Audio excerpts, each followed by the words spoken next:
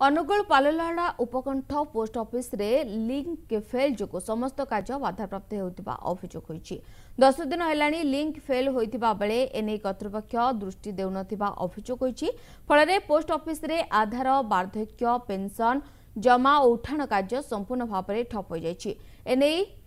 अवसर में सरकारी कर्मचारी संघ जिलापाल निकट में अभियोग कर यथाशीघ्र ए समस्यार समाधान नहेले जन आंदोलन करने को धमक देछि संघ।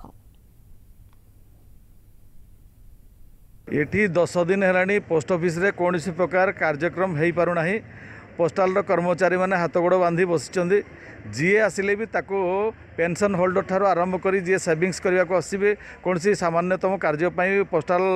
डिपार्टमेंट जहाँ जहाँ आवश्यकता अच्छी जनसाधारण से फेरी दौरान कहते ये लिंक ना प्रॉब्लम मुख्यतः बीएसएनएल लिंक देवा दायित्व बीएसएनएल तेणु से दे पार बोले मोडमटा पड़ जाए से कलेक्शन देला 7 तारिख बंद है आज दिन भितर हो कहते।